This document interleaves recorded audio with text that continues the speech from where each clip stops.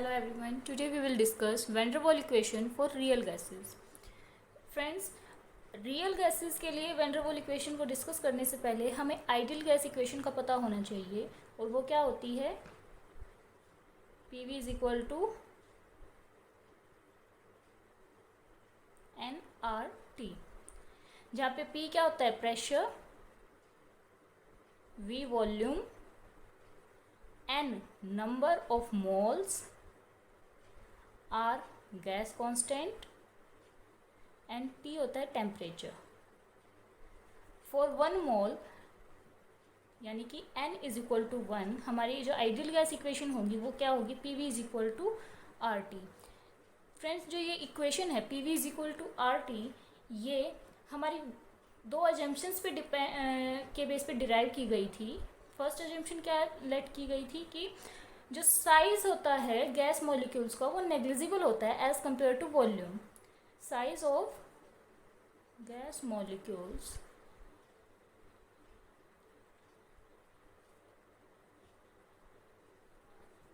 as compared to volume।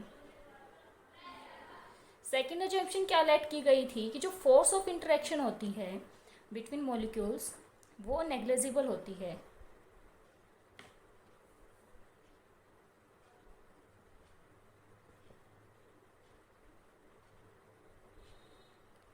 यानी कि जितने भी मॉलिक्यूल्स होते हैं गैस के, उनके बीच में कोई फोर्स ऑफ इंटरेक्शन नहीं होती। आइडियल गैस इक्वेशन की जो ये दो अजम्पशंस थी, ये हमारी लो प्रेशर और हाई टेम्परेचर पे करेक्ट थी।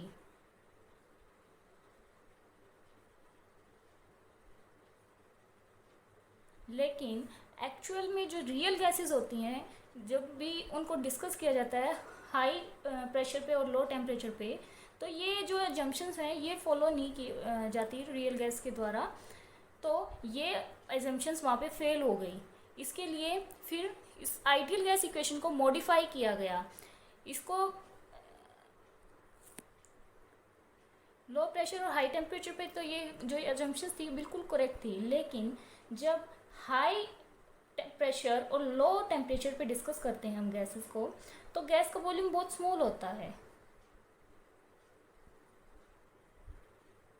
तो मतलब कि पार्टिकल्स होंगे वो एक दूसरे के बहुत क्लोज होंगे। जैसे ये गैस के मॉलिक्यूल्स हैं, अगर हाई टेम्परेचर पे होंगे तो बिल्कुल पास होंगे ये मॉलिक्यूल्स, ठीक है। तो इससे यहाँ पे मॉलिक्यूलर फोर्स भी ऑपरेटिव हो जाएगी, जिसकी वजह से जो साइज होगा मॉलिक्यूल का वो इससे आगे नेग्लेक्ट नहीं किया जा सकता। तो इसीलिए ये दो एजम्पशंस रियल गैस के लिए जस्टिफाई नहीं होती। तो इसके लिए फिर आइडियल गैस इक्वेशन को हमने मॉडिफाई किया गया था। इसमें कुछ करेक्शंस की गई थी। इसके लिए फिर काइनेटिक थ्योरी ऑफ गैसेस को रिवाइज किया, जो एजम्पशंस थी काइनेटिक थ्योरी ऑफ गैसेस की, जिसमें ये लेट किया गया था कि गैस का साइज़ है वो नेग्लिजिबल होता है, तो इनको रिवाइज किया गया था। और फिर फाइनाइट साइज को कंसिडर किया गया था, और इंटरेक्शन फोर्स होती है मॉलिक्यूल्स के बीच में उसको भी कंसिडर किया गया। सबसे पहले वैन डर वाल थे जिन्होंने नई इक्वेशन को एक्चुअल गैसेस के लिए आइडियल गैस को मॉडिफाई किया था दो करेक्शंस के बेस पे। फर्स्ट करेक्शन क्या थी? Correction due to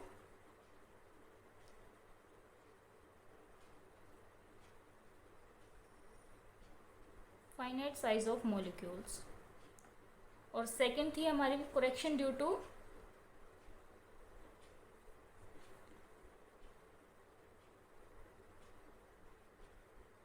intermolecular forces. First हम डिस्कस करेंगे correction due to finite size of molecule. Let us discuss correction due to finite size of molecule. सबसे पहले हमने रियल गैस को कंसीडर कर लिया कि एक गैस चैम्बर है, उसमें रियल गैस मॉलिक्यूल्स हैं, ठीक है। ये हमारा ए बी सी डी कोई भी कंटेनर है या वेसल है जिसमें गैस फिल की हुई है। इसकी लेंथ, कंटेनर की लेंथ है एल, और इसमें हमने लेट कर लिया कि मॉलिक्यूल्स हैं वो इस स्टार्टिंग में हम क्या देखते हैं कि जो इतनी लेंथ है एल, कोई भी मॉलिक्यूल है वो यहाँ से यहाँ तक मूव कर सकता है, पूरे इसमें कंटेनर में मूव कर सकता है, होता है, ठीक है। लेकिन जब वो पॉइंट साइज माना गया था ये उसके लिए था, लेकिन जब फाइनाइट साइज को कंसिडर किया गया तो जब मॉलिक्यूल्स के फाइनाइट साइज़ को कंसिडर किया गया, यानी कि मॉलिक्यूल का कुछ ना कुछ फाइनाइट साइज़ होगा, तो वो लेंथ सबसे पहले तो वो पूरे एल लेंथ में मूव कर पा रहा था, लेकिन अब उसका कुछ ना कुछ डायमीटर होगा। लेट कर लिया हमने इसका, ये ऐसे मॉलिक्यूल है कोई भी, इसका डायमीटर है डी, ठीक है। तो पहले तो ये एल इसकी लेंथ थी।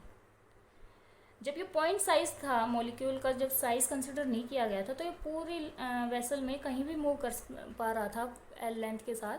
लेकिन जब इस साइज़ को कंसिडर किया गया, यानी कि इसके डायमीटर को कंसिडर किया गया, तो इस पूरे वेसल में कितने लेंथ में मूव करेगा, एल माइनस डी लेंथ में, यानी कि इसका डायमीटर होगा, उसके अलावा ही तो ये बाकी स्पेस में मूव कर पाएगा, ठीक है। तो अब ये एल माइनस डी साइज पे मूव करेगा। इसका मतलब है कि अगर यहाँ पे पहले वॉल्यूम V कंसिडर कर रहे थे हम आइडियल गैस के केस में, ये आइडियल गैस के हैं,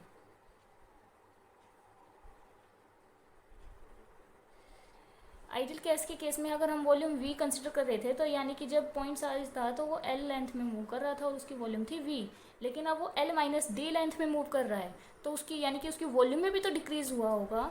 तो जो इफेक्टिव जो डिक्रीज़ हुआ होगा उसको क्या बोलेंगे, इफेक्टिव वॉल्यूम।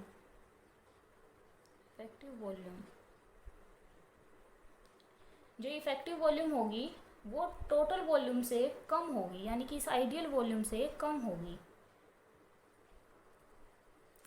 लेट कर लिया हमने, जो इफेक्टिव वॉल्यूम जो रिड्यूस हुई है वॉल्यूम, वो एक बी फैक्टर से रिड्यूस हुई है। बी फैक्टर को हम क्या नाम दे देंगे, को वॉल्यूम।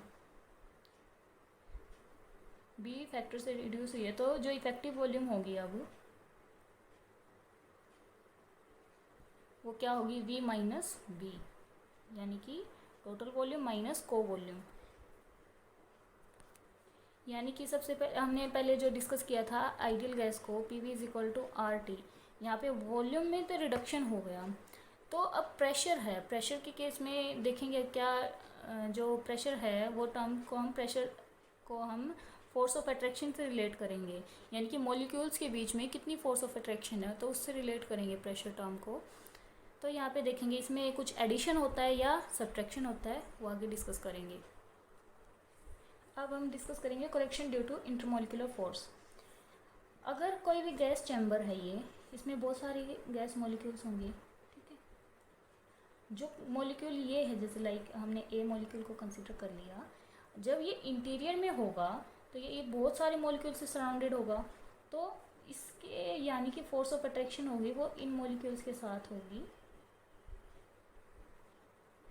तो यहाँ पे देखो कि ये वाला जो फैक्टर है फोर्स का कंपोनेंट का, ये इस फैक्टर से बैलेंस किया जा रहा है, ये फैक्टर है वो इस वाले फैक्टर से बैलेंस किया जा रहा है, ये वाला है वो इससे बैलेंस किया जा रहा है, यहाँ पे क्लियरली शो किया जा रहा है, ठीक है।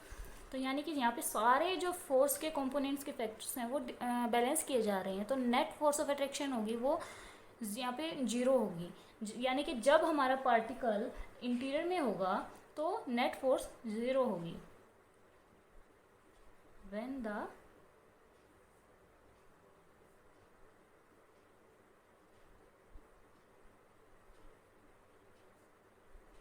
is at interior of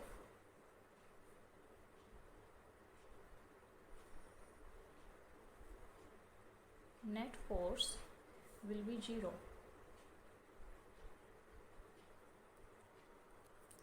लेकिन जब वो पार्टिकल यहाँ पे वॉल के, गैस चैम्बर की जो वॉल है इसके पास होगा, वो यहाँ पे देखिए कैसे बैलेंस होगा, ये कोई पार्टिकल है, ये इधर फोर्स लगेगी इधर लगेगी,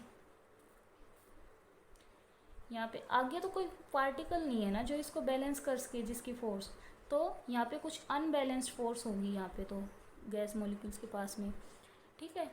इस अनबैलेंस्ड फोर्स की वजह से जो वेलोसिटी और मोमेंटम होगा मॉलिक्यूल्स का वो डिक्रीज़ होगा, यानी कि यहाँ पे ये मॉलिक्यूल्स होंगे ये तो इसके इनवर्ड पुल करेंगे, पीछे की तरफ खींचेंगे, लेकिन ये इसकी जिसकी वजह से ये पार्टिकल होगा वो उसकी वेलोसिटी और मोमेंटम कम हो जाएगी जब वो वॉल पे स्ट्राइक करेगा। And due to change in velocity and momentum, there will be reduction in pressure, यानी कि प्रेशर में भी वहाँ पे कुछ ना कुछ रिडक्शन होगा। अब जो ये रिडक्शन हुआ है प्रेशर में, ये दो फैक्टर्स पे डिपेंड करेगा। फर्स्ट कि भाई कितने मॉलिक्यूल्स कितने number of part gas molecules strike कर रहे हैं वॉल पे per unit area per unit second में। एक सेकंड में एक यूनिट एरिया में कितने मॉलिक्यूल्स गैस चैम्बर की वॉल पे स्ट्राइक कर रहे हैं। तो नंबर ऑफ मॉलिक्यूल्स स्ट्राइकिंग पर second per unit area of wall. And second किस चीज़ पे डिपेंड करेगा, जो इनवर्ड पुल लग रहा है, यानी कि पीछे की तरफ जो फोर्स मॉलिक्यूल्स इसको खींच रहे हैं उसकी वजह से भी प्रेशर का रिडक्शन होगा। इनवर्ड फोर्स लग रही है जो in direction away from the wall. अब ये दोनों ही factor number of molecules per unit volume पे डिपेंड कर रहे हैं, यानी कि डायरेक्टली ये डेंसिटी पे डिपेंड कर रहे हैं। तो हम क्या लिखेंगे मैथमेटिकली कि जो डिक्रीज इन प्रेशर होगा will directly proportional to density, यानी कि रो स्क्वायर। अगर हम कांस्टेंट प्रोपोर्शनलिटी कांस्टेंट को हटाएंगे तो क्या आएगा हमारे पास m² बाई v², क्योंकि डेंसिटी क्या होती है हमारी मास पर यूनिट वॉल्यूम। अभी P है हमारा वो डायरेक्टली प्रोपोर्शनल आ गया मास पर यूनिट वॉल्यूम का स्क्वायर। अब इस प्रोपोर्शनलिटी कांस्टेंट को हटाएंगे तो हमें कुछ कांस्टेंट लगाना पड़ेगा, लाइक हमने के कोई कांस्टेंट लगा लेते हैं k, तो ये आ गया k m² by v², where k is constant, any constant.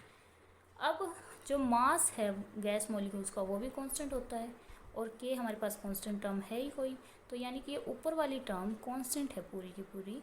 तो इसको हम एक नया नाम दे देंगे, समथिंग कुछ भी कांस्टेंट दे दें, a या b कुछ भी, ठीक है। तो मैंने a नेम दे दिया इस कांस्टेंट को। तो हमारे पास जो प्रेशर है वो क्या आया a बाई v²। हमारे पास प्रेशर आ गया था a बाई v²। यहाँ पे a क्या था, कोई भी अनदर कांस्टेंट। a की वैल्यू डिपेंड करेगी, वो किस किस चीज़ पे डिपेंड करेगी, mass and nature of gas. अब जो रियल प्रेशर होगा हमारे गैस का, जो रियल प्रेशर होगा, रियल प्रेशर इसको मैं डिनोट कर रही हूँ PR से। ये किसके इक्वल होगा, आइडियल प्रेशर PI माइनस जो नॉर्मल प्रेशर, जो रिडक्शन हुआ है प्रेशर में वो वाला प्रेशर, ठीक है। तो यानी कि PR will equal to PI minus P। अब P की वैल्यू हमने क्या निकाली a बाई v², तो ये वैल्यू हम यहाँ पे पुट कर देंगे। तो PR will equal to PI minus a by v²। यहाँ से अगर हम आइडियल प्रेशर को निकाल लेंगे तो PI आइडियल प्रेशर क्या आएगा हमारे पास PR plus a by v²। जो ideal pressure ideal gas equation थी PV is equal to RT, उसमें ये करेक्शन आई है, यानी कि कुछ टर्म कुछ फैक्टर ऐड हुआ है, मतलब कि जो प्रेशर रिड्यूस हुआ है आइडियल गैस में वो इस टर्म से रिड्यूस हुआ PR by a by v² से। हमने देख लिया कि प्रेशर तो इस टर्म से रिड्यूस हुआ है और वॉल्यूम किससे हुआ है, v माइनस b से।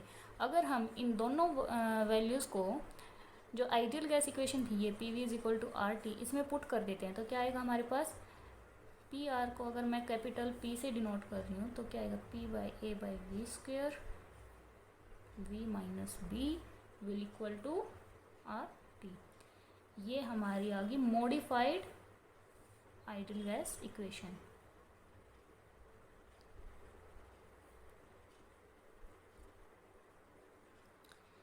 इस इक्वेशन को van der Waal equation for real gases भी बोलते हैं।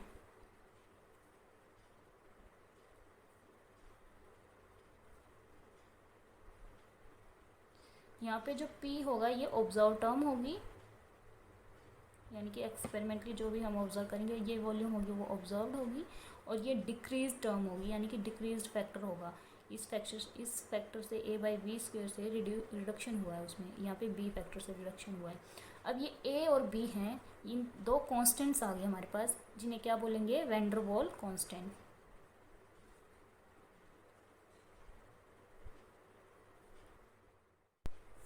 अब हम फाइंड करेंगे किसी भी गैस के लिए जो 3 क्रिटिकल कांस्टेंट्स होते हैं, critical temperature, critical pressure and critical volume, उनकी वैल्यू को फाइंड करेंगे A और B की टर्म्स में।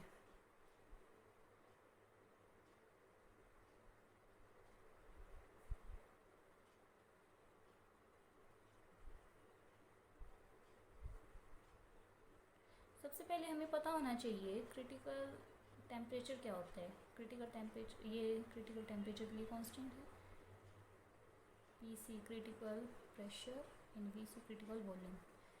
सबसे पहले हमें पता होना चाहिए क्रिटिकल टेम्परेचर होता क्या है। तो क्रिटिकल टेम्परेचर वो हाईएस्ट टेम्परेचर होता है गैस का जिस पे सिर्फ प्रेशर का यूज़ करके गैस को लिक्विफाई किया जा सकता है। Above this temperature gas can not be liquefied by using pressure, by increasing pressure. और क्रिटिकल प्रेशर क्या होता है, वो प्रेशर जो गैस पे अप्लाई गैस एक्सर्ट करती है जब क्रिटिकल टेम्परेचर पे होती है, यानी कि pressure exerted by the gas at critical temperature. और क्रिटिकल वॉल्यूम क्या होता है, volume of unit mass of the gas at critical temperature and critical pressure is called critical volume. सबसे पहले हमारे पास वैन डर वाल गैस इक्वेशन क्या थी, P plus A by V square into V minus B will equal to RT।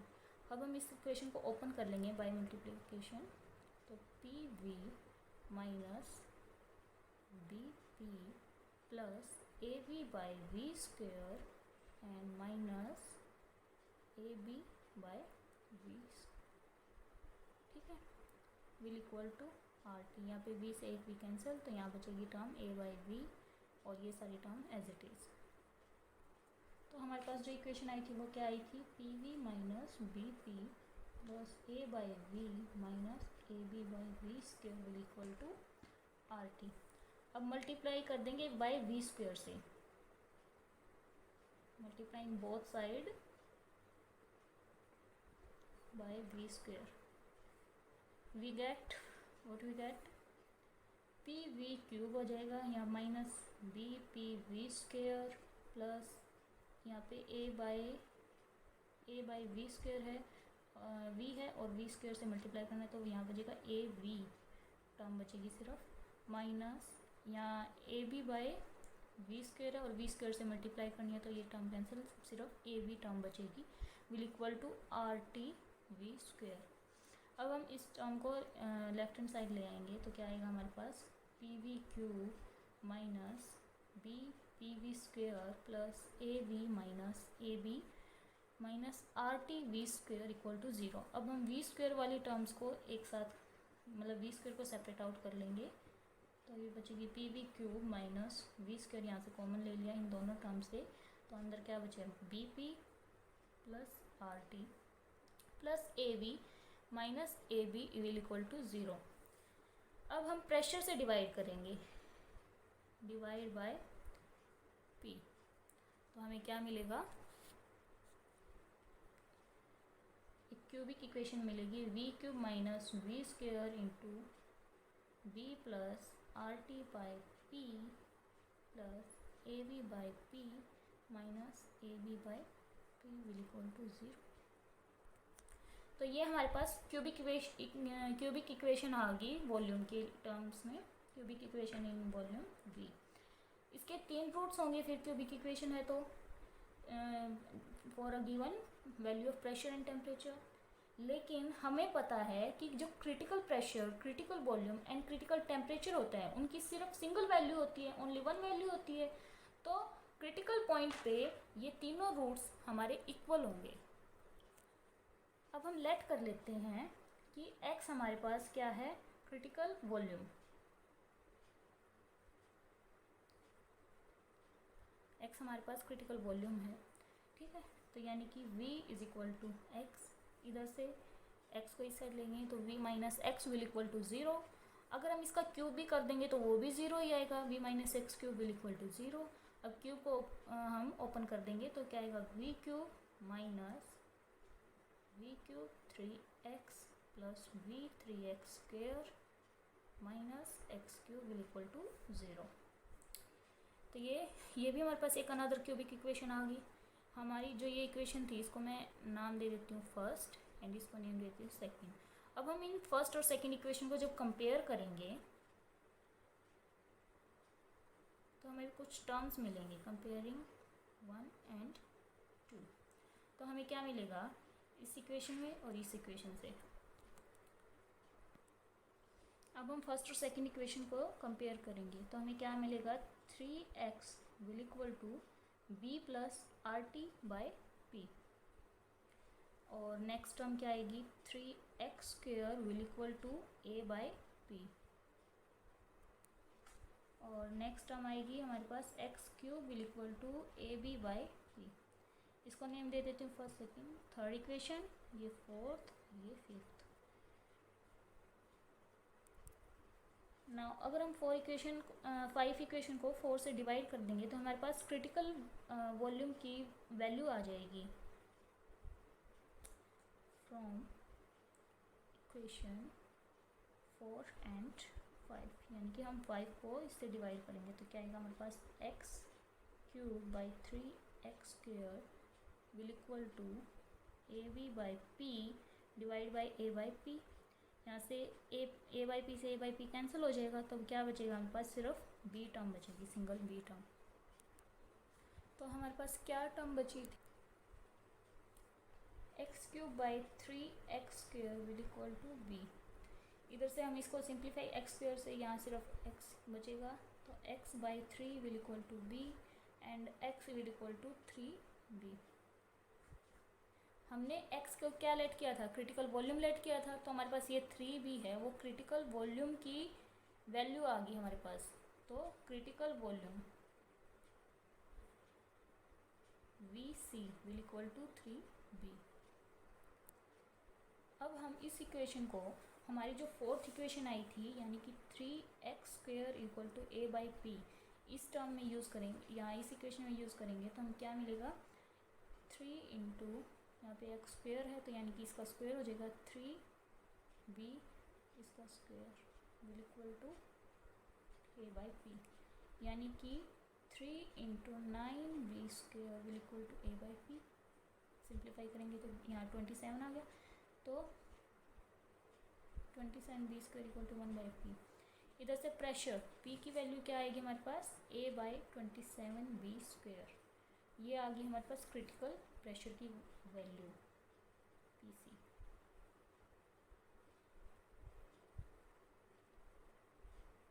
Critical pressure will equal to a/27।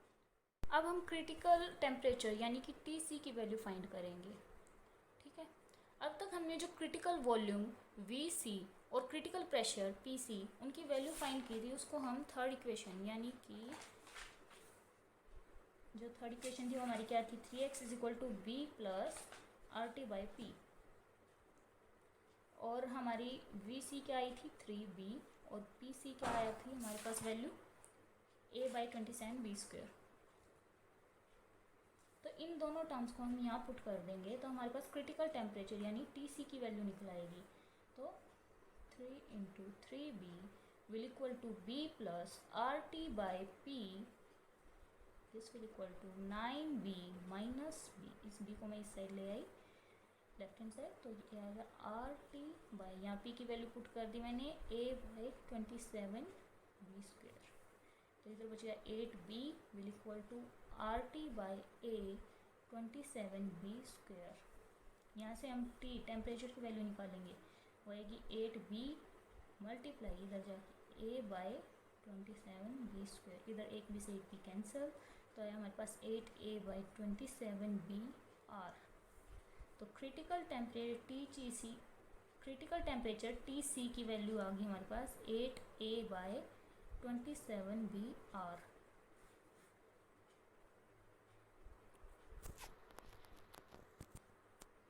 अब अगर हम जो हमारे पास क्रिटिकल कोफिशिएंट्स आए हैं TC, PC एंड VC इन सब की वैल्यू अगर एक ही रिलेशन में रख के हम फाइंड करें तो वो क्या आएगी हमारे पास कैसे फाइंड करेंगे हम? जो हमारे पास अब तक इक्वेशन आई थी, ये TC वाली, और VC आया था हमारे पास 3B, और PC की वैल्यू आई थी A/27B²। इन सब की वैल्यूज़ से हम एक रिलेशन निकालेंगे। इन सब की इक्वेशंस का यूज़ करके हम निकालेंगे RTC/PC/VC। इसकी वैल्यू क्या आएगी हमारे पास? 8/3, यानी कि इसको सॉल्व करेंगे क्या आएगा? 2.67। तो ये होगा हमारे पास critical coefficient. RTC/PC/VC will equal to 8/3। तो ये होगा हमारे पास क्रिटिकल कोफिशिएंट। अब तक हमने critical temperature, critical volume and critical pressure की वैल्यू तो फाइंड कर ली। अब जो हम बार बार ये van der Waal constants A and B use कर रहे हैं, इनकी वैल्यू भी तो निकालनी चाहिए हमें, तो अब हम ये निकाल लेंगे। तो let us determine value of A and B।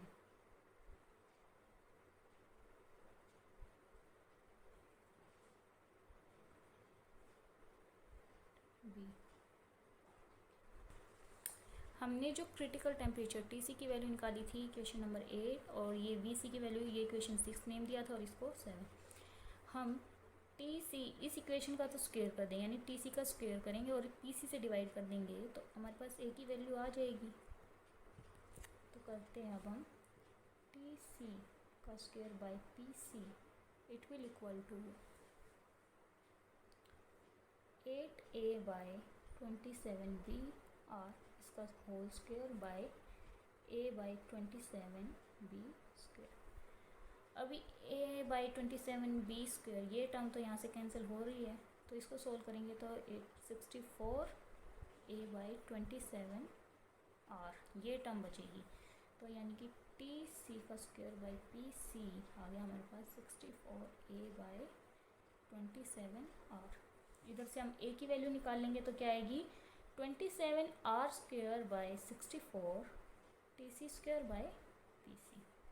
तो ये आ गया हमारे पास van der Waal constant A की वैल्यू। A को हमने डिटरमाइन कर लिया। अब हम B को डिटरमाइन करेंगे।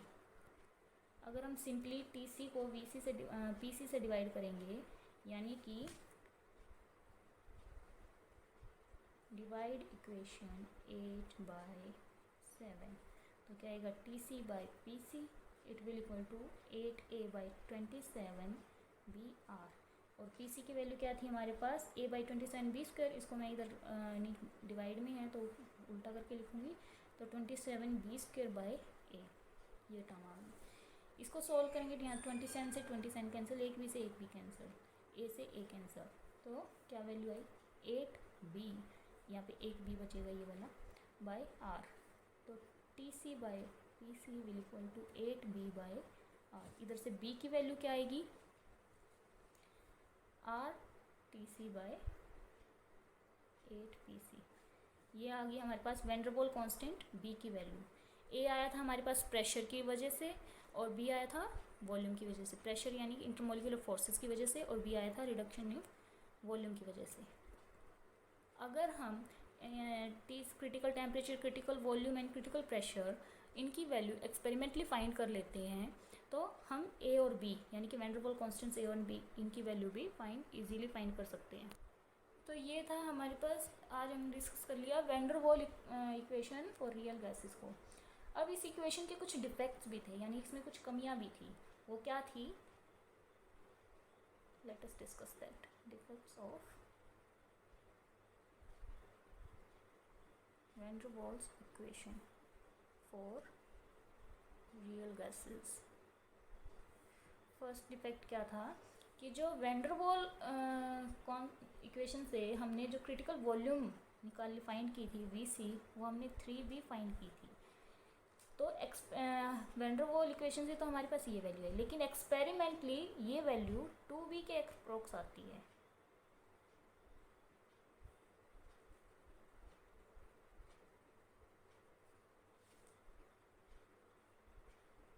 तो ये इसका सबसे बड़ा मेन डिफेक्ट था। अगर ये इक्वेशन करेक्ट होती तो ये एक्सपेरिमेंटल वैल्यू और ऑब्जर्व जो इक्वेशन से वैल्यू निकाली है वो दोनों इक्वल होनी चाहिए थी, लेकिन यहाँ पे तो डिफरेंस आ रहा है, तो ये उसका मेन डिफेक्ट था। एक हमने जो क्रिटिकल कांस्टेंट यानी क्रिटिकल कोफिशिएंट की वैल्यू निकाली थी RTC/PCVC इक्वल टू 8/3 यानी कि 2.67 के नियर अराउंड। एक इसकी वैल्यू है निकाली जो हमने, ये एक्चुअल में ये गैस टू गैस वेरी करती है, ये क्रिटिकल कोफिशिएंट की value gas to gas very करती है, और इसकी रेंज होती है वो कितनी होती है 3.25 टू 4.99। एक्सपेरिमेंटली ये फाइंड किया गया है, लेकिन ये तो इससे भी कम है, तो ये एक और मेन डिफेक्ट था इसका। थर्ड क्या था कि जो ए और बी की वैल्यूज़ हैं वो कांस्टेंट नहीं रहती हर टेम्परेचर पे, यानी टेम्परेचर टू टेम्परेचर वेरी करती हैं। एक टेम्परेचर पे कुछ और है तो दूसरे टेम्परेचर पे कुछ और मिलेगी ए और बी की वैल्यू। और एक मेन डिफेक्ट ये था वैन डर वाल इक्वेशन का कि इसने ये नहीं बताया कि कंडेंसेशन कब होगा, यानी कि गैस की जो लिक्विफिकेशन की प्रोसेस है वो कब स्टार्ट होगी कब स्टॉप होगी, उसने ये कुछ भी एक्सप्लेन नहीं किया था। तो दैट्स ऑल, ये हमने डिस्कस कर लिया वैन डर वाल इक्वेशन को फॉर रियल गैसेस, एंड उसके कुछ डिफेक्ट्स थे उनको भी डिस्कस कर लिया।